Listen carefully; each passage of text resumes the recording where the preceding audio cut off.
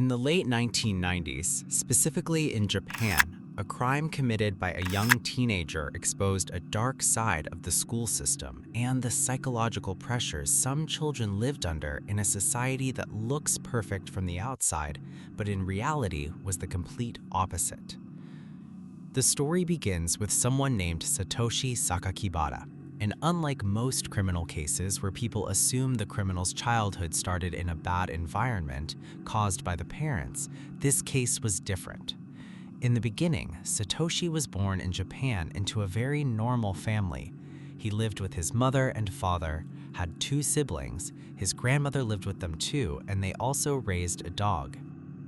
At the beginning of his life, when he entered school, Satoshi saw himself as a disgusting or pitiful person. He always looked down on himself and believed he was less than everyone else.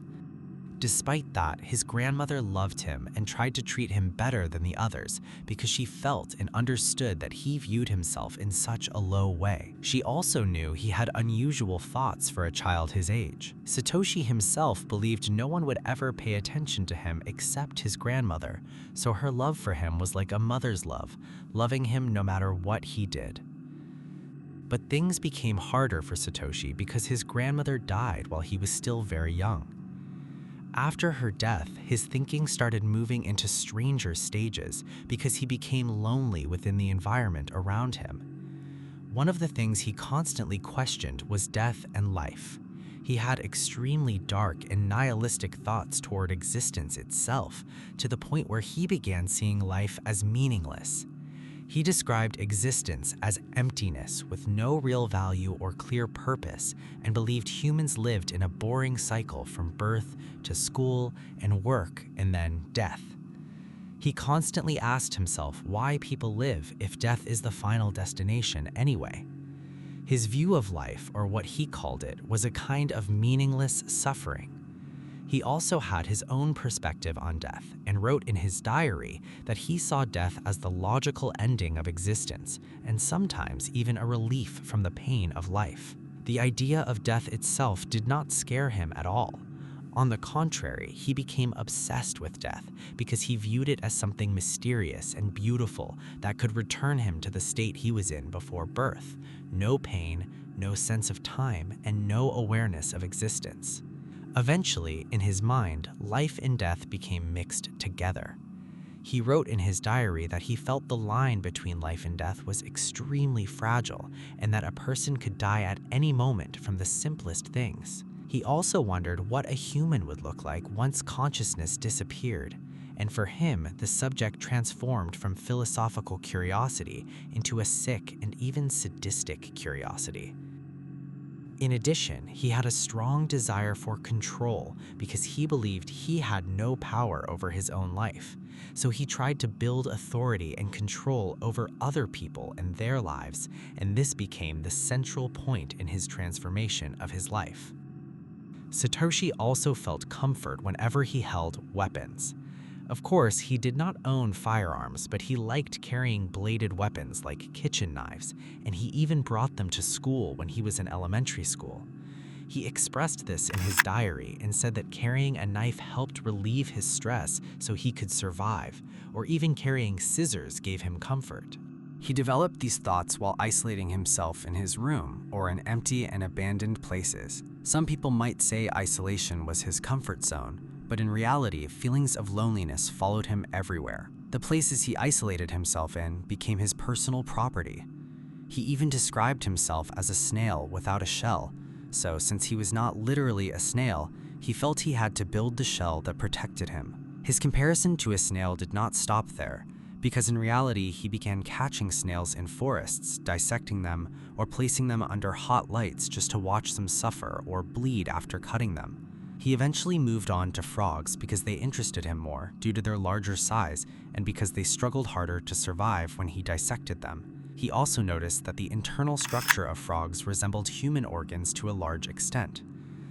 As for the dog they raised at home, it also died, and for him the shock became even greater after already losing his grandmother. Then one day, he saw a cat in the street eating the dead dog's food, and he became furious and killed it. At that moment, the only thing he thought about was hunting and killing the cat. as if this was the beginning of the rage episodes that would increase later in the future. Killing the cat gave him a slight feeling of control and victory, which excited him even more. He took the dead cat and dissected it, just like he had done with snails and frogs, and the excitement was not just normal curiosity, because he also began feeling sexual arousal while dissecting animals. This was the first time he experienced such feelings while still being very young and considered a teenager, which caused a mental connection between killing and pleasure inside his mind. One thing that shows how far his thinking had become twisted was that one time, while visiting his grandmother's grave, he masturbated in front of it. This strange and disturbing attachment between him and his grandmother pushed him deeper into sick thinking, and at that point he realized he was sexually deviant because he clearly enjoyed the pain of others. He continued torturing and killing more cats, frogs, and even pigeons.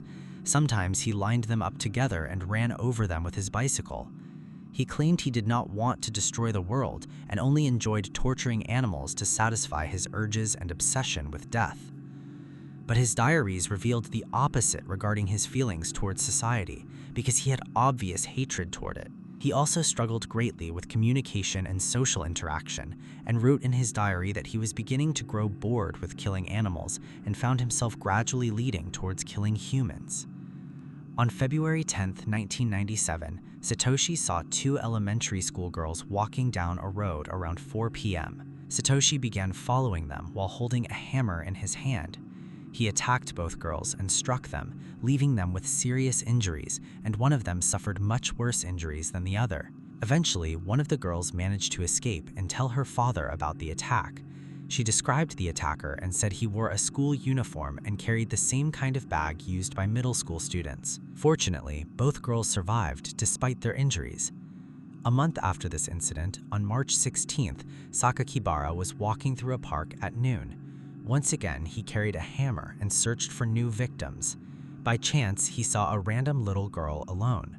Her name was Ayaka Yamashita, and she was 10 years old. Satoshi approached her and asked her if she could show him a place where he could wash his hands. Ayaka guided him to a nearby school.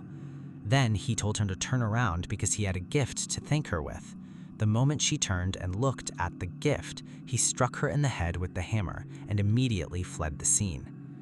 After some time, people found her and rushed her to the hospital in critical condition. On the other hand, Sakakibara wrote about the attack in his diary and said he had conducted sacred experiments that day to see how fragile and weak humans really were. He wrote that he raised the hammer the moment he faced the girl and believed he hit her multiple times, though he did not count the blows because he was too excited at the time. Later, Ayaka died in the hospital due to brain damage caused by the attack. In the same month, on March 23rd, he wrote in his diary, "This morning, my mother told me about a poor girl who died after someone attacked her. I think she was the same girl I hit with the hammer, but there is no evidence proving I did anything, so they cannot arrest me." He wrote that he thanked Bemiyadoki and asked him to continue protecting him.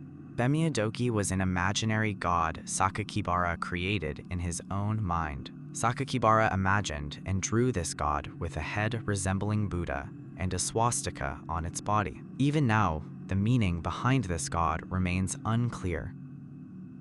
Around the same period, he attacked another little girl named Masaru, but this time he did not use a hammer. He used a knife and slashed her stomach. Fortunately, she survived, though her injuries took weeks to heal. Then 2 months later, on May 27th, the crimes of Satoshi Sakakibara reached their most horrifying stage. One day in 1997, the severed head of a child named Jun Hase was discovered in front of an elementary school in Kobe, Japan. The head had been deliberately mutilated before being placed there. What exactly happened was that Jun had left home 2 days earlier and told his family he was going to his grandfather's house.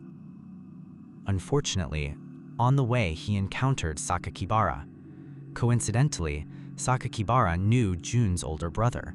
At first, he felt conflicted because Jun had always treated him kindly and respectfully due to that connection. As mentioned earlier, Sakakibara hated himself deeply, and because of that, He strangely disliked the way June treated him kindly, greeting him politely and smiling at him with respect. This increased the conflict inside him between his sadistic urges and his violent thoughts until he finally decided to do it. Satoshi told June he had seen a rare blue turtle somewhere and asked him to come along to see it. Since Satoshi was not a stranger to June, there was no reason for him to refuse. According to Sakakibara's own account, after they went to look for the turtle, he strangled June and decapitated him using a handsaw. Then he hid the body beneath a utility station cabin. As for the head, he took it into his bathroom and admitted he committed acts worse than murder against it, acts that most likely satisfied his twisted urges. One day after June disappeared, he was officially reported missing after failing to arrive at his grandfather's house. The next morning, Sakakibara took the severed head to the elementary school and placed it at the gate while feeling euphoric and victorious over what he had done. In his diary, he wrote that he felt reborn after witnessing the beauty of what he had done and that he felt ready to die now. Beside the severed head, there were also 2 cats placed at the gate. Police noticed that the cats resembled another cat previously found mutilated in the same way, which led them to suspect the same person was responsible. Because of how horrifying the scene of the head and cats was, there was also a note placed inside the victim's mouth directed at the police. Written in red, it said, "This is the beginning of the game. Hey police, try to stop me if you can." He also wrote that he wanted to see more people die because it excited him whenever he committed more crimes. The message contained spelling mistakes while attempting to write the phrase "school killer" in English. Police believed the criminal might have been trying to imitate the Zodiac killer because he also used the similar cross symbol. A few weeks later, on June 6th, Kobe's local newspaper received letters very similar to Zodiac's messages. The letters contained confessions and claims of responsibility for June's murder and the placement of his head at the school gate. Of course, the sender was Satoshi Sakakibara himself, and he continued threatening that more crimes would happen soon. The letters he sent were extremely long, reaching 3 pages with a total of 1,400 words, all written in red ink. He also used a nickname for himself, Saito Sakakibara, even though it was not his real name. Later, this became the name he became known for, while the police referred to him as Boy A. The name Satoshi Sakakibara roughly translated to something like the Sacred Pink Devil or the Sacred Fighting Rose. The translation is not exact, but the important part was that he deliberately chose this name and its meanings because he believed it would make him appear special and mysterious in front of the police. Satoshi fully understood the consequences of his crimes and knew he could eventually be arrested. He wrote in his diary that a game was beginning where he was putting his life at stake and that at any moment he could be arrested and hanged. He also wrote that the police needed to become angrier and chase him harder. For him, murder was a release from the endless hatred he suffered from, and through causing pain to others, he believed he could ease his own pain. In another letter, he openly blamed the school system itself, claiming it was what transformed him. He said education was something forced on him and that it turned him into an invisible or unreal person. Meanwhile, the Japanese media slowly began paying more attention to the case. During the coverage, reporters made a mistake while pronouncing or reading the name Sakakibara and accidentally called him Onibara. Since Satoshi himself often made spelling mistakes, he became furious that people were pronouncing his name incorrectly because of an error he personally made. He sent another threatening letter saying that if anyone pronounced his name incorrectly again, his mood would worsen and he would kill 3 people at once. As for the police investigation, they already had a suspect in mind, and it was Sakakibara himself. In fact, arresting him was not difficult. At the time, they gave him the name Boy A to protect his identity because he was a minor. One of the main reasons he was arrested so quickly was his violent history with animals, especially cats. Some people believed the arrest happened almost by coincidence, while others initially doubted it was really him because his poor school grades did not match the philosophical and intelligent tone of the letters sent to the police. But all those doubts ended after Sakakibara's father visited him in detention and directly asked him if he was truly the one who committed the crimes, and the answer was yes. In the end, he confessed personally. Even though the police tried to keep his identity hidden, information quickly leaked to journalists and eventually spread across the internet. And as usual, people online started conducting their own investigations, often spreading false information and rumors.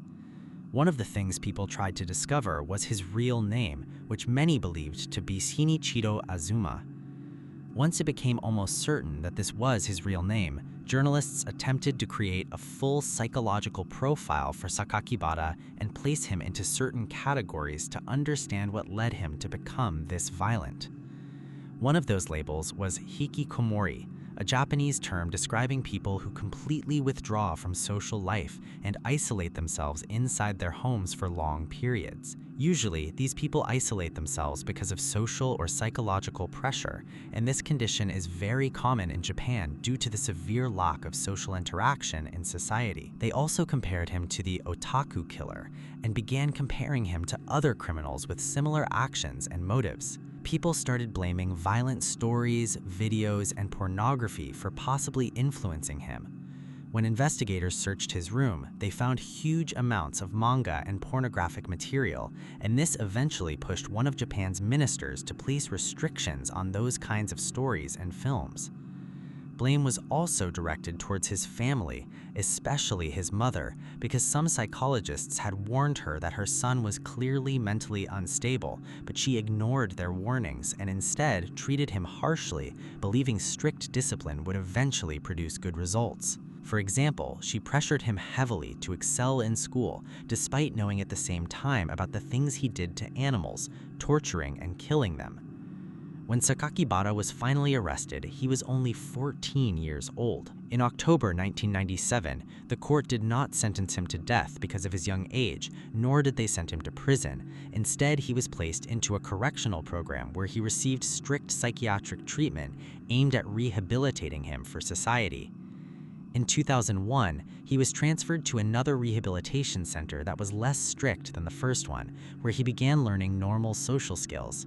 But a year later, in 2002, for unknown reasons, he was transferred back to the original program. Some believed that even then he still hadn't fully recovered psychologically and needed more time. Then, in March 2003, a committee of 3 members discussed his conditional release and decided to approve it. Their explanation to the media was that they believed he had reached a level of rehabilitation that allowed him to return to normal life and society. Because many people feared his release, officials explained that his behavior inside the correctional facility had been monitored closely, and they concluded that the rehabilitation and psychological treatment programs had achieved excellent results. In 2004, after turning 21 years old, Sakakibara was officially released. He was given a new name and identity, and a monitoring committee was assigned to observe his behavior. However, the victims' families were deeply unhappy with this decision. Satoshi was moved to another area under a different identity, and after his release, he appeared remorseful for what he had done. But that remorse only appeared on the surface because no one truly knew what he was thinking deep inside. It was also said that he sent apology letters to the victims' families, although no one knows whether they ever received them or not. Some people still doubted whether he had truly become normal because his violent behavior had existed since childhood and seemed deeply rooted in both his mentality and upbringing. After his release, he lived in a relatively quiet area so he could try finding work and settling into society. But after some time, Satoshi reportedly received letters believed to be from the victims' families, which made him feel he needed to compensate them somehow as a form of atonement, although nothing really came from it afterwards. In the end, everything appeared normal after his release in 2004, but people in Japan and on the internet never left him alone. Many tried monitoring his movements and discovered that he moved to Matsuyama, then later moved to Hamamatsu, and in 2015 settled in Tokyo. Throughout all these moves, he remained completely hidden from the public, to the point that even his own parents reportedly did not know where he was.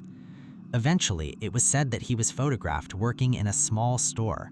Throughout all those years, he kept his real feelings and opinions about the crimes hidden.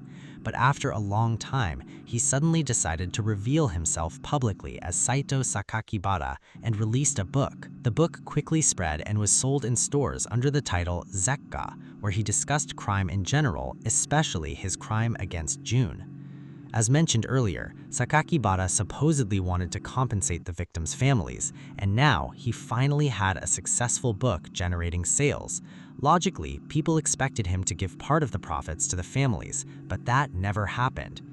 In either 2015 or 2016, Sakakibara created a website and started posting strange writings. He wrote that he felt like two people living inside one body and that he constantly spoke to the other self that committed the crimes.